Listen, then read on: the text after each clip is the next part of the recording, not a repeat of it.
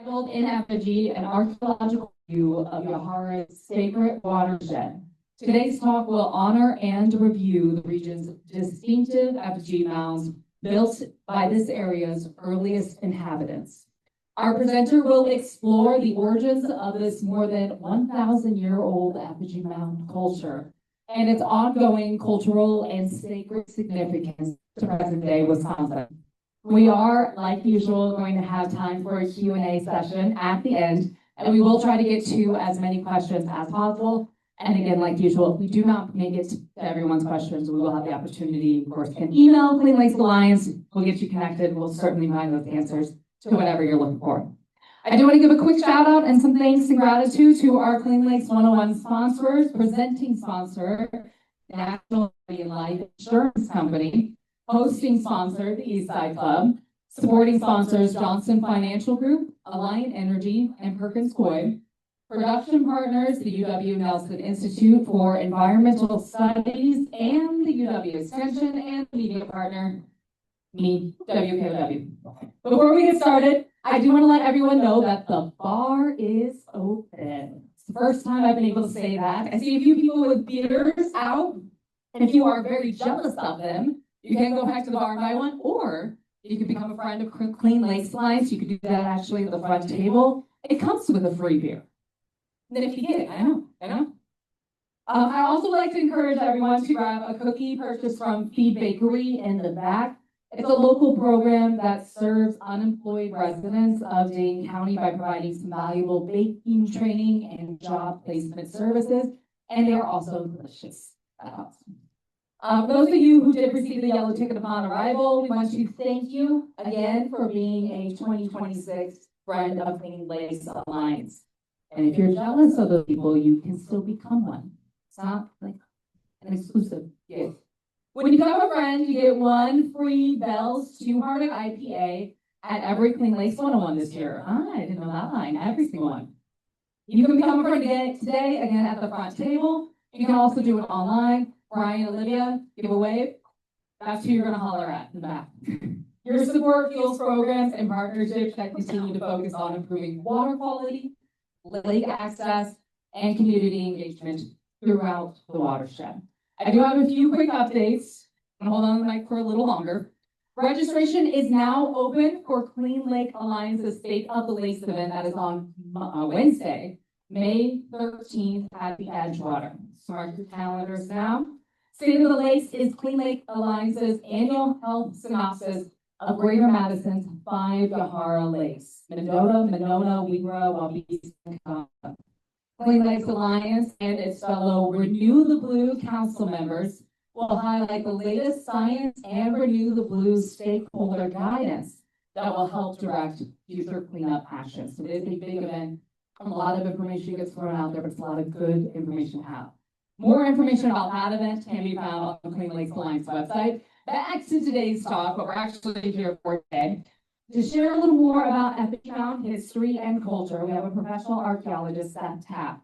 Seth is the executive director for the Friends of Wisconsin State Parks, a 501c organization that serves as the umbrella for over 65 nonprofit friends groups throughout Wisconsin that are associated with our beautiful state park, trails, forests, wide, and all of our wonderful resources across the state. Additionally, Seth has been an active professional archaeologist since performing his first excavation in Madison in the spring of 2009. Since then, he has conducted investigations throughout the upper Midwest, the Great Plains, and the southern regions.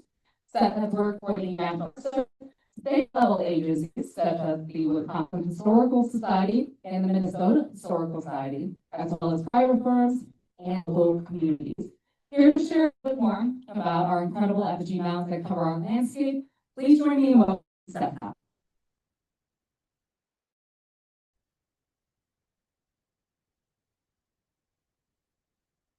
Everybody hear the sound? It's on, but you might have to get it a little closer. Louder. Better. Otherwise, I can go like this. That's great. Oh, mixed signals. Okay, we're not going to do that. Close to the mic. Thank you all so much for inviting me this afternoon to talk about the archaeology, the cultural history of the Four Lakes region. Oh, we're gonna get a sun mouse. That's more like it. Technology is on, so. Lots for that. Grateful for that. Before I begin today's presentation, I think it's really important, given the what we're going to talk about today, how sacred and culturally sensitive these sites are, Indigenous pre-contact history, is to provide you a really important land acknowledgement. And I'd like to begin by acknowledging that we gather this afternoon on the ancestral lands of the Ho-Chunk people in this place that they call Pedro. This landscape has been home to Indigenous people for thousands of years, and it remains an important cultural and spiritual space today. I offer my respect to the Ho-Chunk Nation, to all Indigenous peoples who continue to care for this land, and the remaining mounds that are still public accessible and also on private land, that they've withstood the test of time from destruction, erosion, and so forth, and they represent strong sacred connections today. So today's presentation, we're going to be covering a lot of things here. We're going to be first talking, about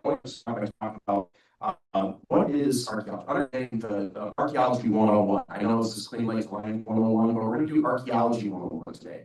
What is it? What is it defined as? What does it mean? And then we're going to delve further into Wisconsin archaeology, because archaeology is rather vast with studying human history.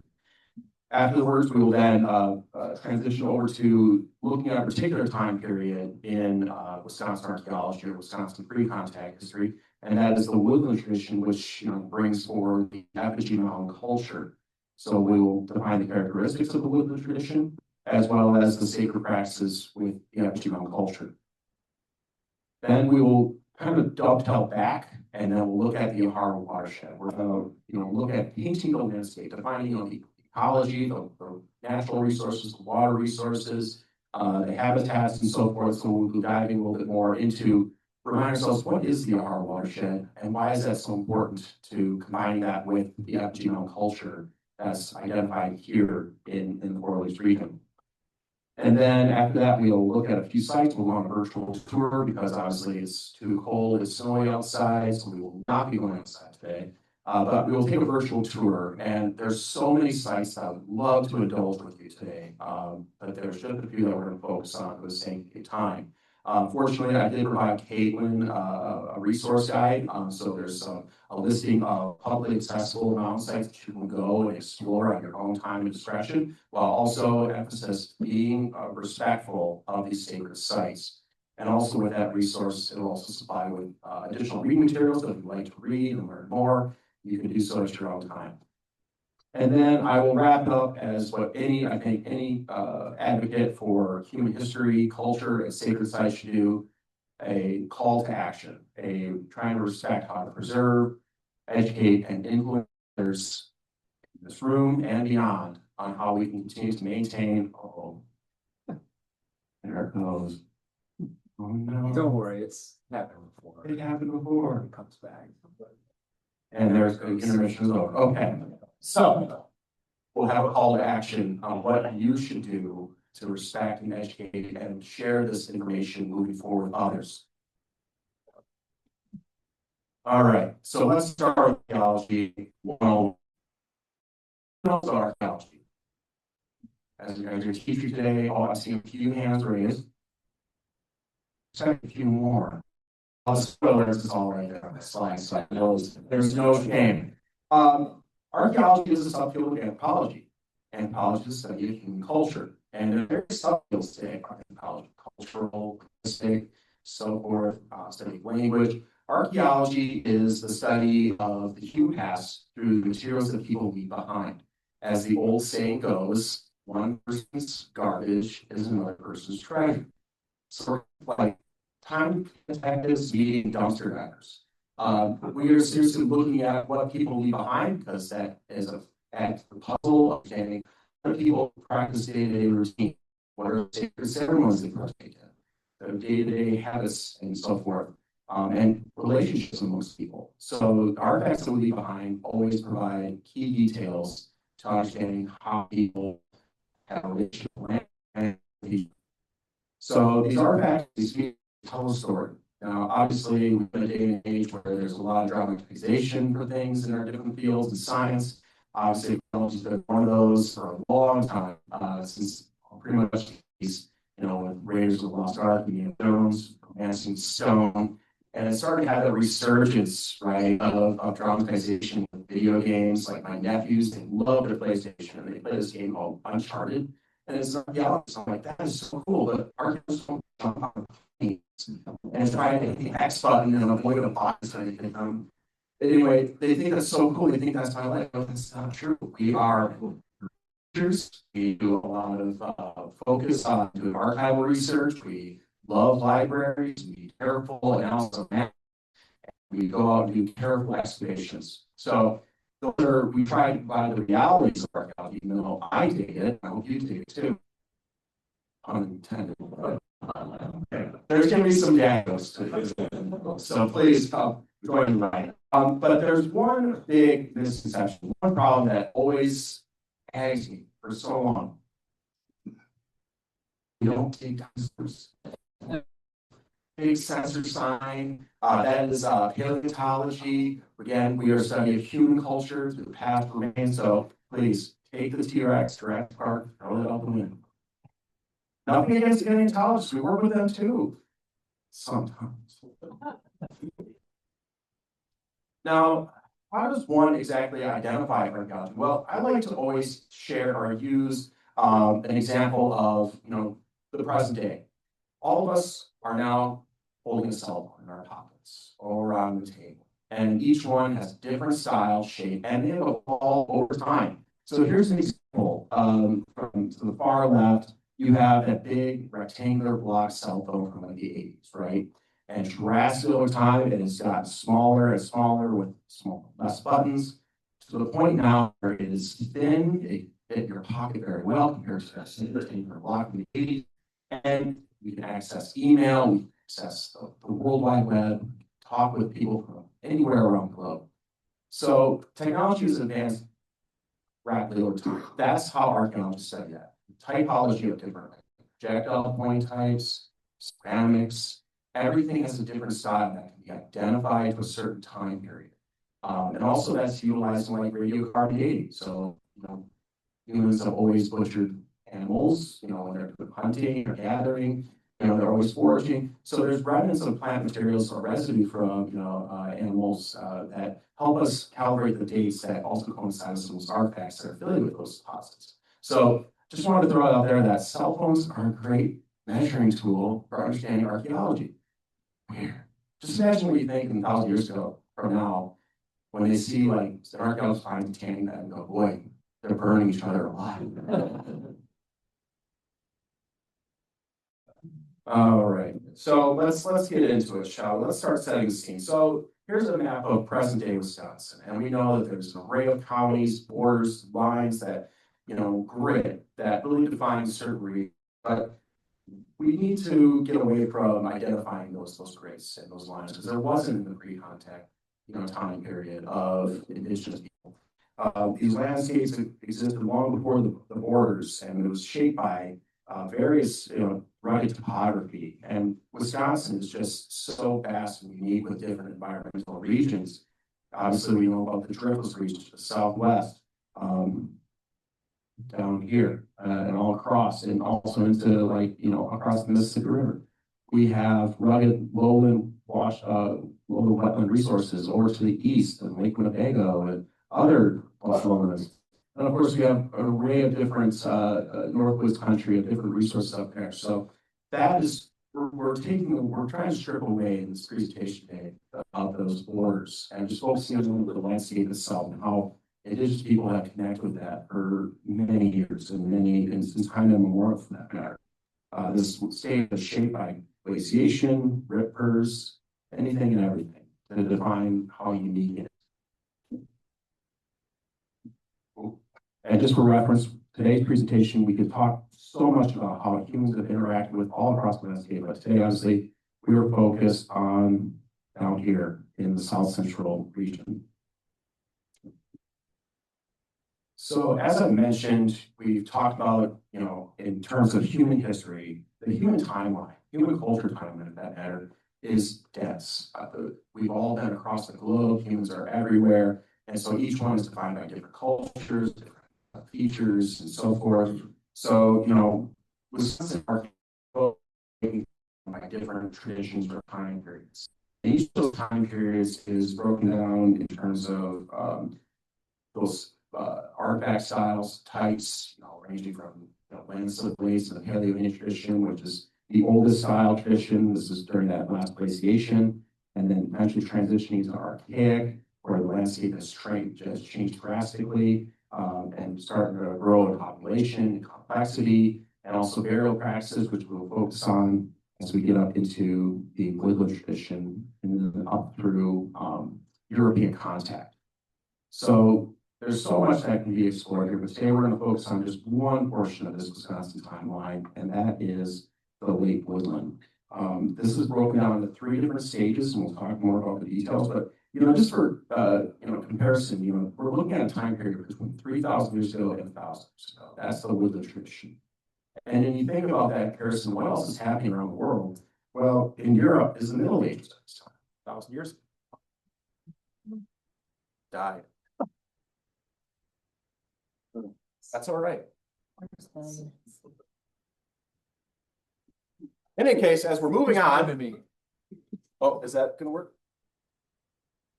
No. You might have to hold it. That's all right.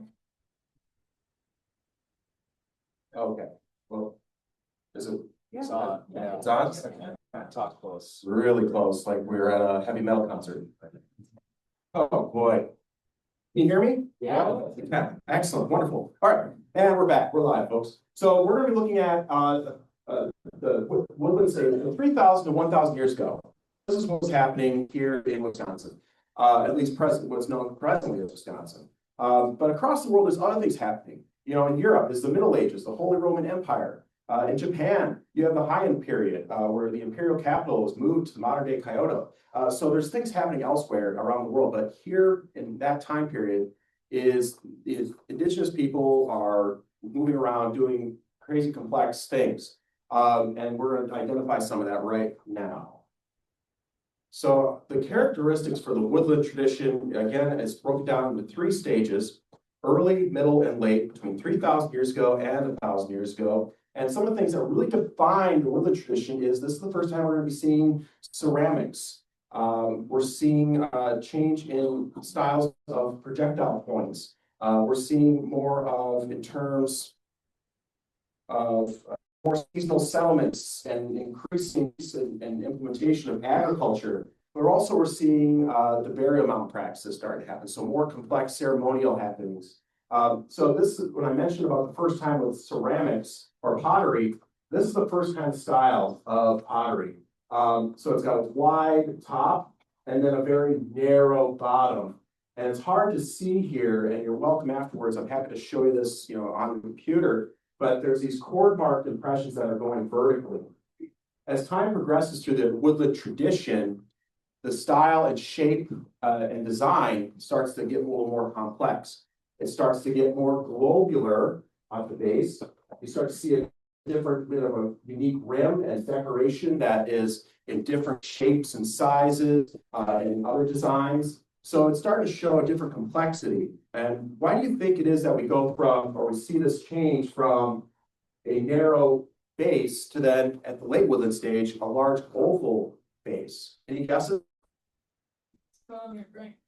They're spilling their drinks. Mind you, if you become a member today, you get a free beer. Great guess. Any other guesses?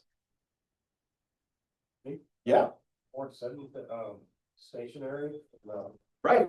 That's a great point. Absolutely. So, trying to keep it more stable, right? Because if you're putting that up, if you had this in your house, right, you don't think that would be really stable, right? Well, here, I'll explain what this is like. So the reason why it's because they're probably putting this between 2 different,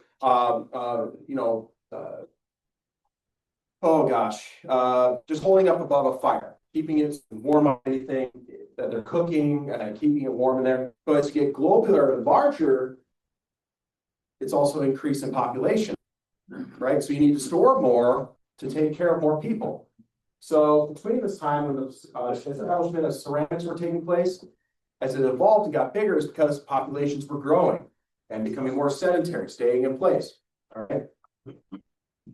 And also because there's an increase in population and ceramic use and the increase in agriculture, that means that there's a more need for resources, food materials, and so forth.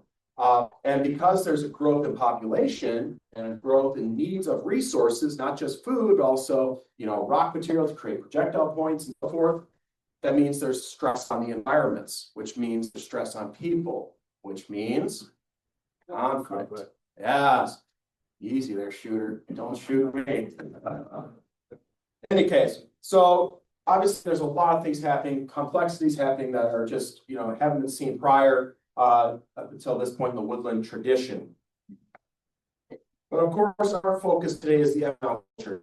I mentioned that this is the woodland tradition is where we start to see burial practices really start to take shape. It wasn't just they slept overnight, woke up one morning and said, we're going to build mounds.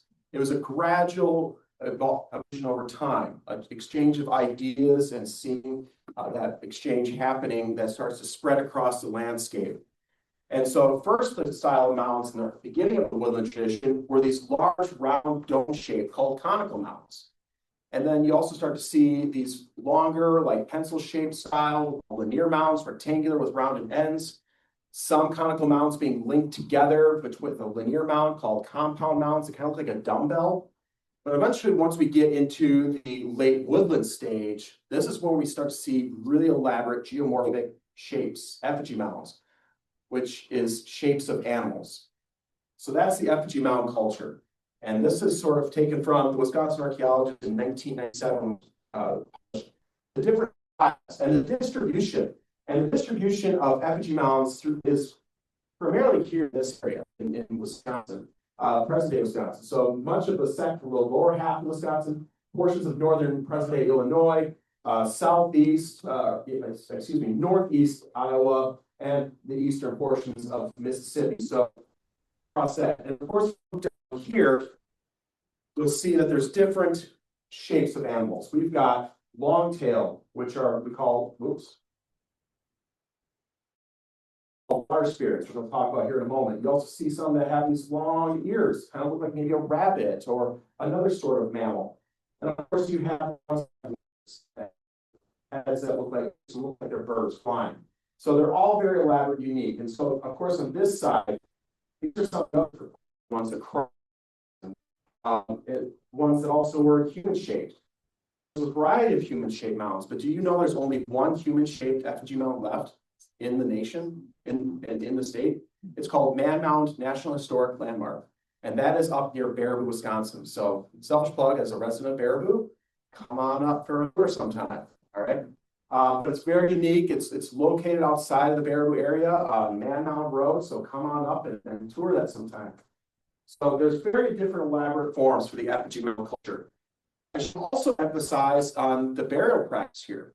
So during early woodland stage and middle woodland, when we see these conical mounds, those contain mass burials. We're talking sometimes ranging from dozens to hundreds. Archaeology, for my master's degree, I focused on the Fox River region, Buffalo Lake. Anybody ever heard of Buffalo Lake in Market County? You do, Rick. I gotta plug that guy. Wow. Good friend shows up. That's awesome. So there was recorded that there's over 700 mounds in that area, and one of the large conical mounds contained well over 700 burials. Incredible. And they were ranged from not just being fully laid out, they were bundle burials. There were cremated remains, and there was shown evidence of some warfare in some of the remains that were identified in the early 20th century when the research happened. Eventually, as we get into the effigy mound culture, we see that there's less remains in these effigy mounds. Sometimes there's maybe 1 or 5, 3, not to the extent of previous seen in conical mounds. So it's very unique of what this represents. And that's what we need to talk about next.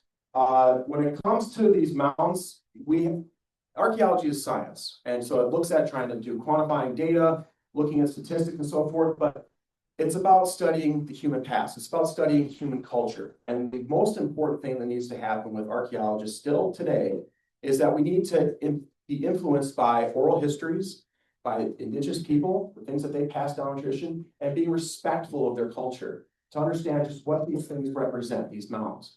And so the mounds obviously are categorized into three different things. So we have the bird mounds at the top, and they all form in different styles of birds. So likely it represents, as part of discussing with indigenous people, is that this represents the upper world. So the sky, the air. So the upper world of indigenous oral history. And then the bear, the four-legged creatures with no tail, represent the earth. So the middle portion of that spiritual world. And then those mounds that have the long tail that have been identified or sometimes called previously as lynx, salamanders, stuff like that, panther mounds, are likely representing something of the low world, the underworld, the bottom world. So you have upper earth, lower world in the spiritual realm of indigenous history and culture. So let's bring that all up to where does the Effigy Mounds, how are they distributed across the landscape? And archaeologists such as the state archaeologist Amy Rowe did a great dissertation, a 1,000-page one for that matter, of researching every single recorded mound site in the state of Wisconsin and look at the distribution. And same for previous state archaeologist Bob Birmingham. And it's important to look at what does the distribution look like? Are these just all scattered throughout the state? Are they just randomly selected? Well, that might not be the case. So let's look at the bird mounds. Where do you think the bird mounds might be represented here in this map? Along the rivers. Along the rivers? Woods. Okay, I like this. Good thinking. What about the Triplets area? Yeah. River there. What's that? There's a river there. There's a river there. Yes. There's a couple of rivers in the Triplets. Okay, so we're seeing, based on that evidence, there's a high density of bird mounds in the bluff area, the Driftless area. Now, what do you think about, let's try this other one. Those long-tailed water spirits. Yeah.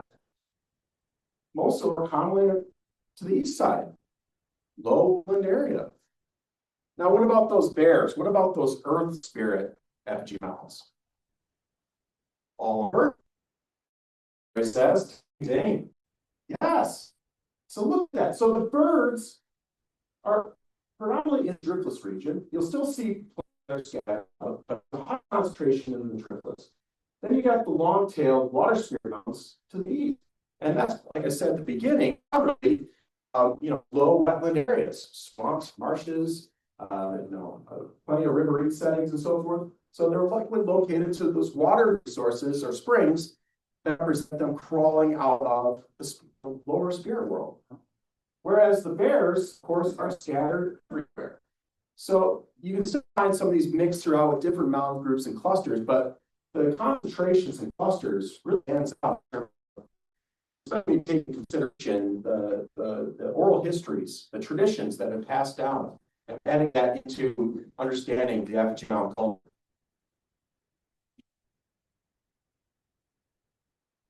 All right, so let's bring this all into talking about the Yahara Watershed. There we go. So we break it down. This is a great map. And so you see that it's roughly, how many miles here? It is 359 square miles. That covers more than a quarter of present-day Dean County.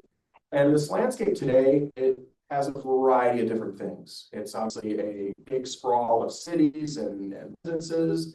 It's a great space for agriculture, a long time. Wetlands, obviously, no doubt, with the different lakes and the rivers and other marshes and so forth. Forests, and there's remnants of prairie. This is all connected through this Yahara River system. And it's luscious, and it's obviously still attracting people to move here today and capitalize on these resources.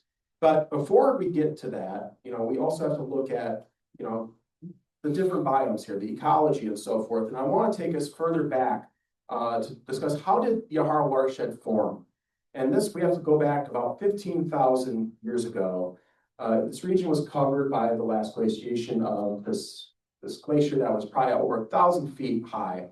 And this glacier shaped the land through scraping, carving, and as it advanced and eventually retreated, it deposited a lot of different sediments from sand, gravel, clay, silt, scattered cobbles, and large boulders. So the dark blue represents the present day outline of the current lakes. But the light blue represents what glacial Lake Yahara was like after the glacier was receding, and then eventually the meltwater was creating this larger glacial lake region.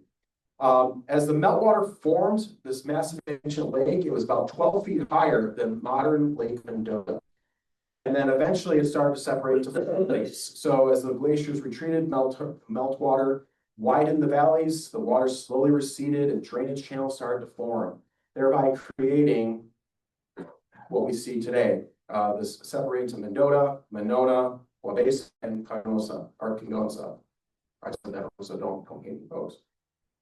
Obviously, it flows from the north down into Rock River.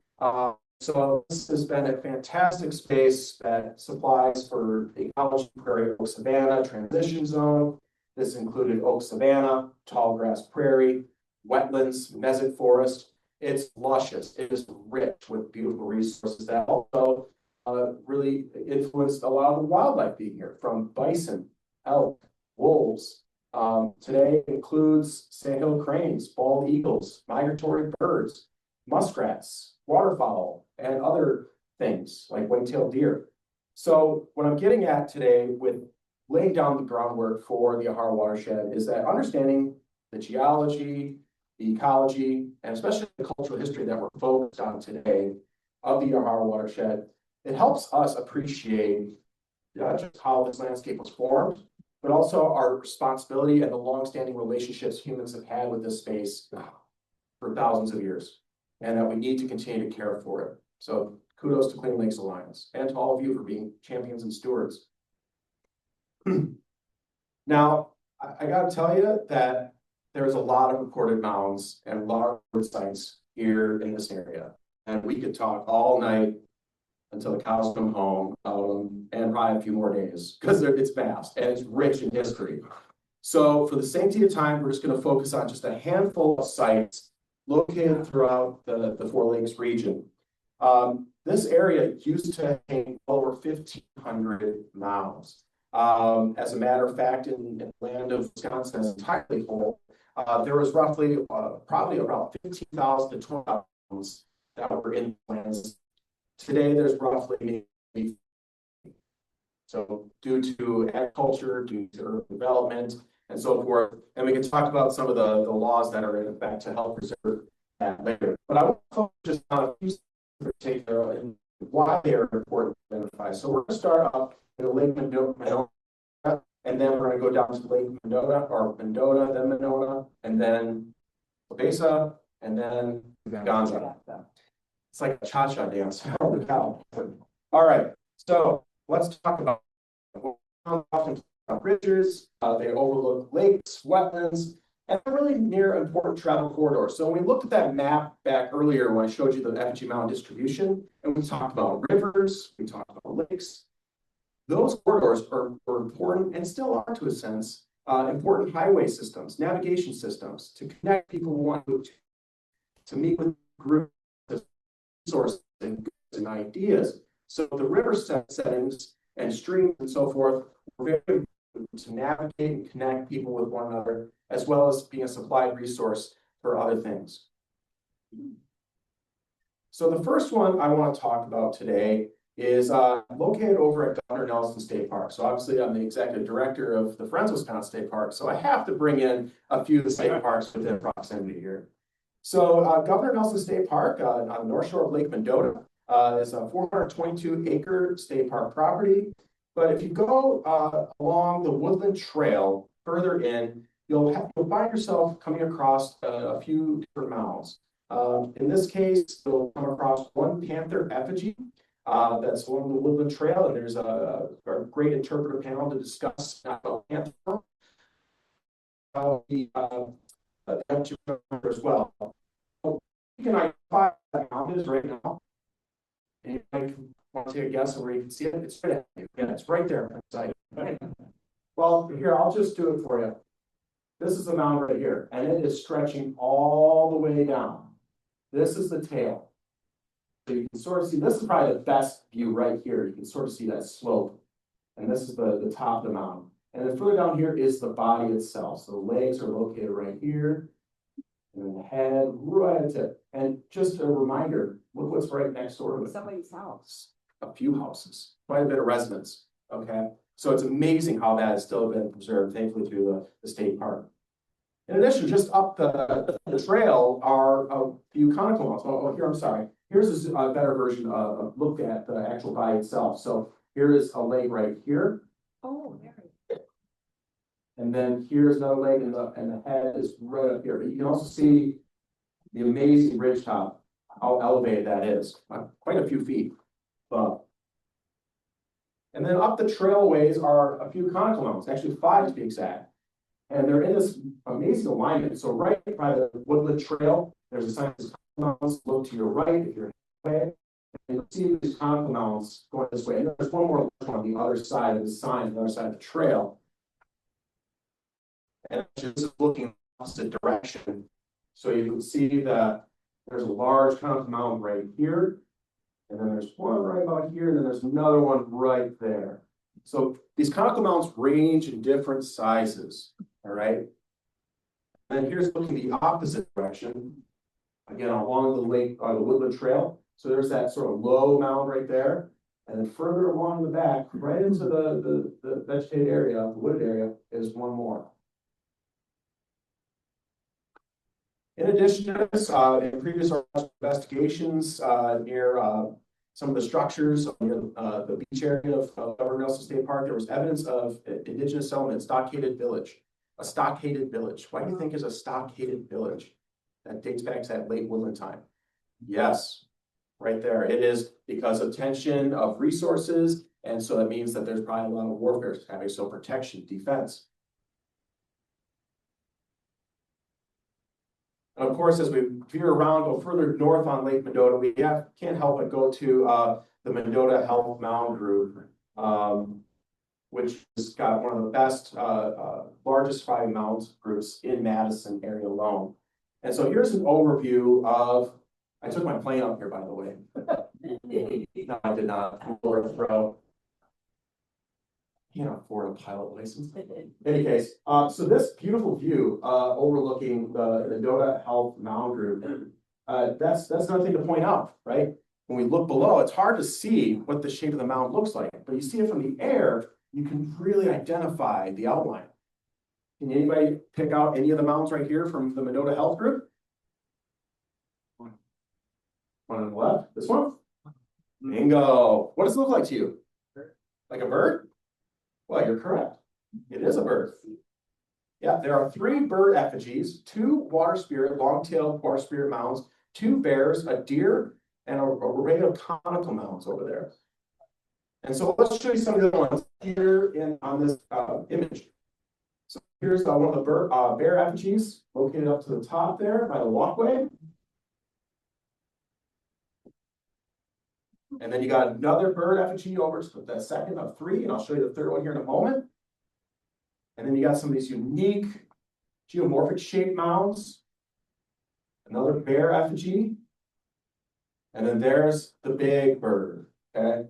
Not Big Bird from Sesame Street, Big Bird. This is the Great Bird Effigy Mound that spans roughly over 600 feet wingspan. And with a body of over around 200 feet, excuse me.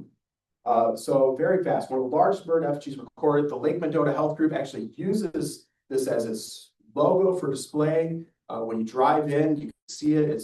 That's what they use as their logo for the Mendota Health Group. And of course, further down, you'll see down here, and I was actually on the beautiful Mounds, it's not snowing cold. I was driving around and I wanted to take some photos of these mound groups throughout. And I went down here and I could not find it because it's so vastly wooded and also low in there, so I couldn't see it. But in any case, that is one of the finest mound groups here in Madison area.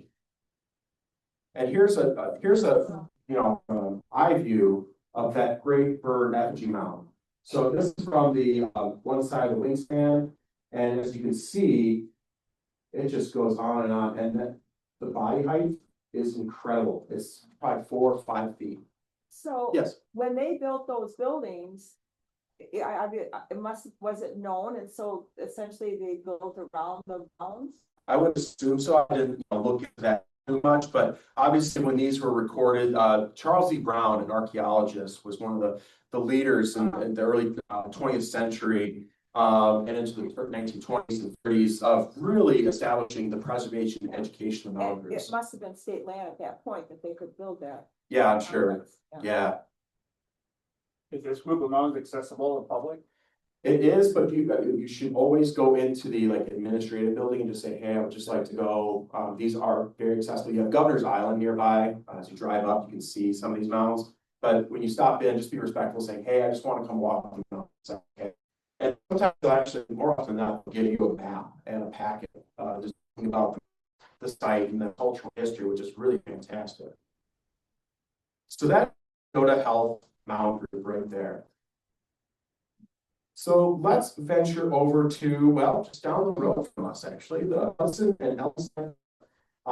This here in Winona is one of many, of course, but this one I'm going to for a couple of reasons. As I come focused in here, I think I zoomed in on the wrong spot, but over here, I believe Hudson Park has just 2 mounds. I think it's called Lynx. There's a plaque there that says it's a Lynx and another effigy mound. And as you go further down, you will find yourself with this single panther effigy. But it was also recorded at one point in time, I'm sorry, a bear and a lynx effigy at Outside Park. And then at Hudson Park is this long-tailed water spirit animal. But there used to be a large cluster of mounts that were previously recorded in this spot. And I actually found this old map and mapped it right on this map itself, this image. So there's actually a goose-shaped mound located right there. In addition to that, there were a linear mound, actually 2 linear mounds, and then another bird, bear, and conical, 2 conicals, a bird and a bear effigy right there. You think there's any remains of that there? Probably not. There might be, but likely not. So there was an amazing mound cluster in this area all along. These are some of the only remaining ones today that are publicly accessible. And then we want to further jump down along Lake Mesa to the Indian Conservancy. It's called on Google Indian Mountain Park, but it's a conservancy. It's a great volunteer-based organization that near McFarland that does so much to preserve the remaining mounds here for accessibility, to learn, educate, and recreate. So this previously was called the Lewis Mound Group, named after Tullough Lewis, who was the owner of the property during the 19th century. And this contains a bear effigy, 2 conical mounds, 2 linear mounds, an old mound, and a hook-shaped mound. And that hook-shaped mound is probably likely a long-tailed water-beard effigy mound, but has long since been destroyed. There's been no actual evidence of it or photographs anymore. But here's a zoomed-in view. So it's all within this wooded area. As you can see, I cannot emphasize enough. So you're along the Yahara River here, and you see a lot of development happening around it. So it's within this vicinity right here of the Indian Mound Conservancy. But I want to show you a couple of archive photos here from the Wisconsin Historical Society's digital collections. Here's a couple of the conical mounds that you can see. There's one right here. There's one right back there, and then there's a linear mound, I believe, right back there. I think I created a line. Yeah, here's a line for one right there. And there's obviously another one in the far back. And here's another image too of a linear mound along a trail that you can see. As I also include this one just for you also might see that there's another mound situated in the far back too, right here on the mound.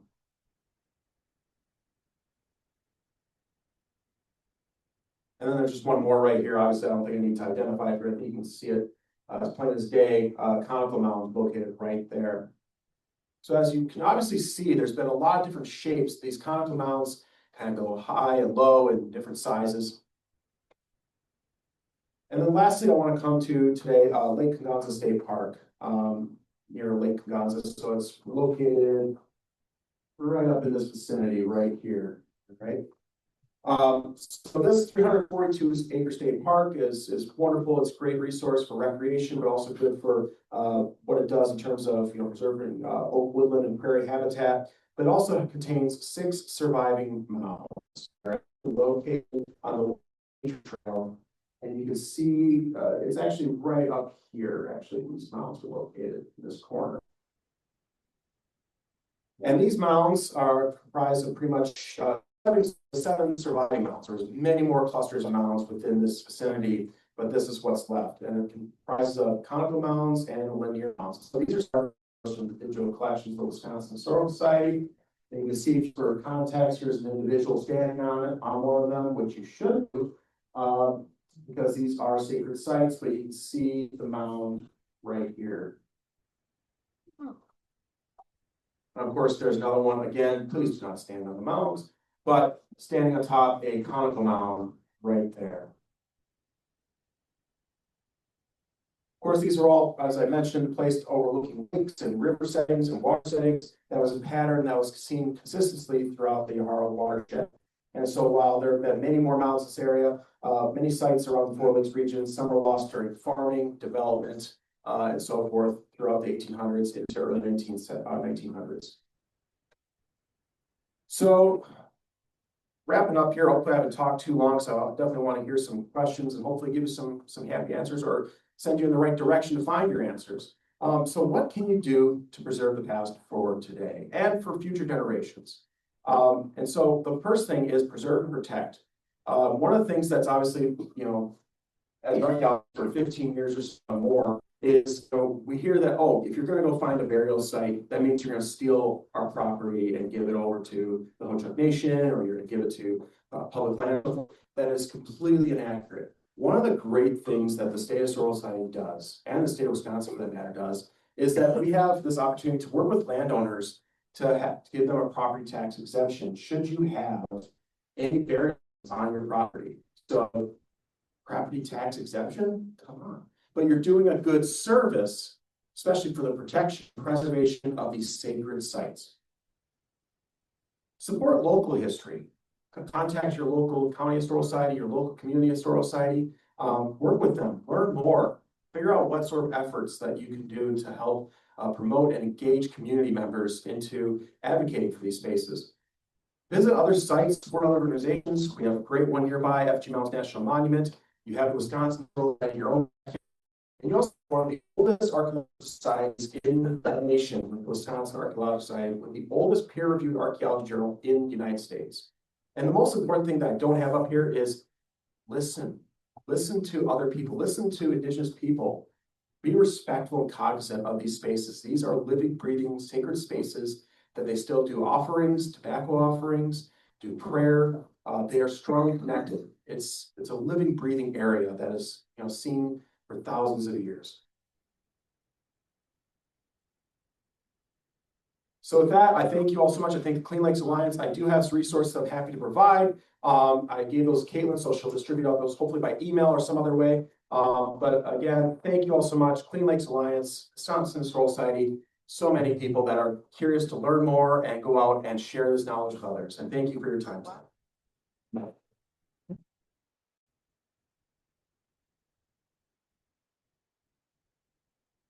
Yeah, thank you. We're going to pick your brain a little bit here. So we do have plenty of time for a quick Q&A. If you want to raise your hand, make sure we hold the mic close. This is a sensitive one. It was a great presentation. I really appreciate it. What is the logistics of how these mounds are built? And what is the significance that they were tend to be in clusters as opposed to scattered around in various habitats? And can you explain the difference between the upper level, middle level, and lower level of the effigy? So thanks for that question or questions. Yeah. Right. I'll start with the first one. How are these mounds constructed? And as you can see, these mounds were ranging in different sizes, from the over 600-foot wingspan of a bird effigy to large conical mounds that go from not just 2 or 3 feet, but sometimes case in point, like the mound that I found, or that was not found, but it was researching for my master's thesis up in Market County. That one spent like 20 feet because there's hundreds of barrels in those. So how do you construct something 1,000 years ago or 3,000 years ago? There's no backhoes. There's no evidence, at least, that we can find those. So it was all done by manual labor. And so today you can't do any mound investigations unless there's some sort of major disturbance happening. But what was noticed before, the State Barrier Site Preservation Law was enacted, as well as NAGPRA, when there was investigations, archaeological excavations on the mounds, they noticed that the stratigraphy of these mounds was very elaborate. It looks like they were taking, different styles of dirt from, digging below ground surface, creating that pit for the put the remains in, and then building up. So you're seeing like soil deposition of like mud from nearby, because that can be very impactful, packing down. And also you see sand and other matters that are kind of creating this alternating strata. And so, that you're seeing that there's intense manual labor being done to create these. And also, the bigger the mounds, obviously there's probably multiple different deposition of human remains. So we have 4 seasons, right? And so you're not going to stick around all year long in one space here because you don't want to be exposed to the harsh winter conditions. They would expand in smaller groups, go to rock shelters, stay in the encampments there, and then eventually come together in the warmer seasons to come together to do large ceremonies, burials, intermarriage, and so forth. And so you'd see them come back and put on an additional layer of a mound with that burial practice. So they're sometimes also bringing some soil from faraway places based on some scientific evidence that where somebody may have passed away, they probably brought that soil along because that's where they likely passed away. But there's no written documentation to say that. We're going this based off of scientific evidence, as well as respecting the oral histories of the indigenous people. The second question, what was that second question? Why are they clustered? That is a really good question, and I don't know. But there's a lot of guesses, right? These could represent territorial markers. These could be large gatherings for groups of different clans, representing different spiritual worlds. But it's hard to say. And honestly, I feel like I should be the one to answer that kind of question because I'm a white guy. It's not my space. And so it's really, we're not going to learn everything from indigenous people, so we have to be respectful of that. So I really don't know, and I can't answer that question, unfortunately. As for also the other question you mentioned about the different spirit realms, the upper earth and lower, again, that's something that I don't feel like I should address either. That's something based on, giving a oral history, that, if you want to learn more, I would strongly encourage you to find those resources from the Mojack Nation, maybe the Tribal Historic Preservation Officer. I just feel that that sort of stuff, I can convey just so much about it. But being respectful of the oral histories, the traditions, and the sacredness, that is something that, if they allow to share, that's on them. And I don't want to disrespect that. Ooh, look at all the hands. So are you saying that the effigy mounds are also burial mounds? Yes. Yes, they are burial mounds. So as I mentioned earlier in the presentation, you see like in the early woodland stage that there was mass burials in those conicals and linears. But then as we see, as the effigy mound culture, as the mound practices have evolved into these unique shapes and animal shapes, the reduction of how many people will bury or interred to these is very low. So these could represent people of high status within their clans. And so they're getting that sacred burial. Some were just built for ceremonial purposes. There have been some mounds that were recorded that did not contain burials, but had fire hearths, had deposition of artifacts, and so forth. A mound over, I believe, in the Aslan State Park area had marine shell beads that came from the Gulf of Mexico. So you're seeing, these exotic long distance trading interactions evidence through these deposits of these artifacts as well.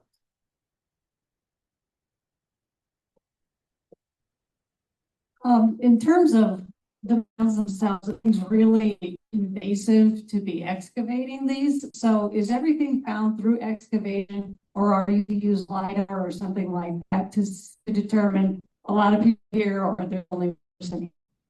Oh, that's a really, really good question. And a loaded one at that. That's a lot of approach. It's really good. That's really important, especially when we're trying to take into consideration of how sacred these spaces are. So prior to the eighties, there was the Wisconsin State Burial Site Preservation Law, statute 15770, was established in the eighties. At the around the same time as the NAGPRA law, the federal law, Native American Graves Protection and Repatriation Act. So any, museum, any place that has curated grave goods or human remains under NAGPRA law, those things had to be given back to federally recognized tribes. With the burial site preservation law in Wisconsin, that obviously means no disturbance. You can't put a spoon in the ground at a burial site. So today there's very reduced means to not do any of that ground disturbance, at least try to avoid that. If there's, say, example up in Trempealeau, there was these platform mountains overlooking the Mississippi River, very beautiful. But there used to be a water tower that was established on top of these platform mountains. And because it was brought down, obviously it created a level of disturbance. So sometimes, certain times where you have to go assess what sort of destruction happened to the mounds to ensure that nothing was destroyed. And if you find human remains, then you work in compliance with tribes, tribal historic preservation officers like Bill Quackenbush with the Ho-Chunk Nation. LiDAR has been a great resource that's still continuing to grow and evolve through time and with higher quality. So it's like sonar. You take us, fly through the sky, and then a laser beams down, cuts through the vegetation, and hits the ground surface and bounces back up, and thereby creates this unique map. And then you can get a high quality visual of like what's here. So actually there's some mounds that have not been recorded or cataloged in the State Burial Site Preservation database.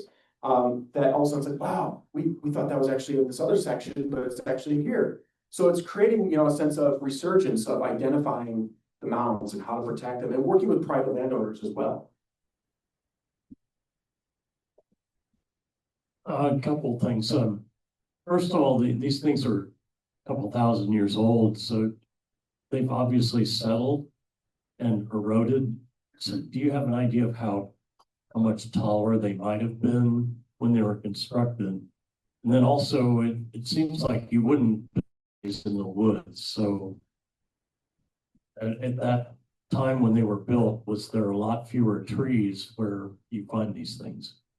Great question. So the first question was, how they withstood the test of time in a sense. So some of them probably could have been given certain exposures, like in the driftless area, right?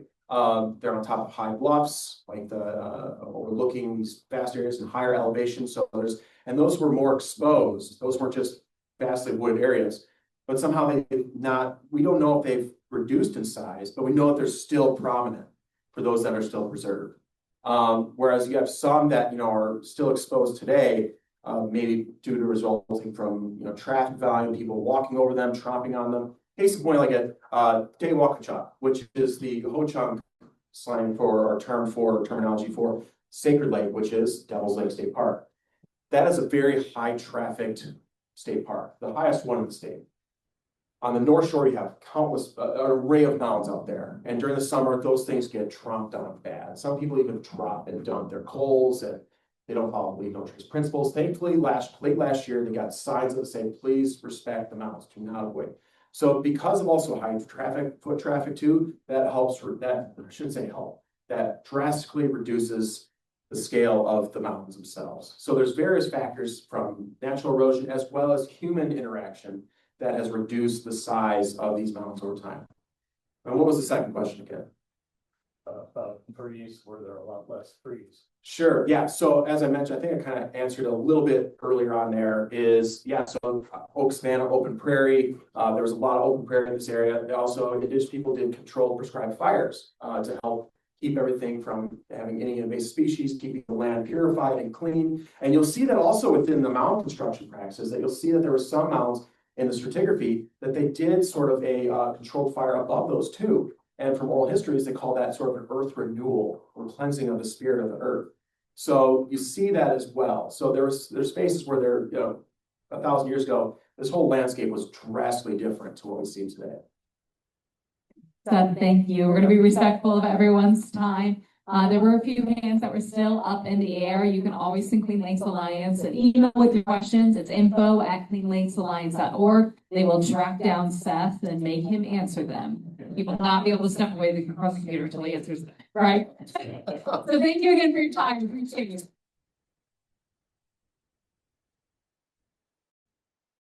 Our next Clean Lake one is Wednesday, April 8th. Hillary Dugan will be joining us, limnologist with the Center for Limnology, talking about little critters that live in our lake and how, if you haven't noticed, here in a month or so in the spring, the lake water is very, very clear. I was actually talking with a diver about how that is the best time to go diving in our lakes, even though it is cold, you can see everything. So we're going to talk a little bit more about the mystery of the clear water in that phase for our Wisconsin lakes. So that is Wednesday, April 8th.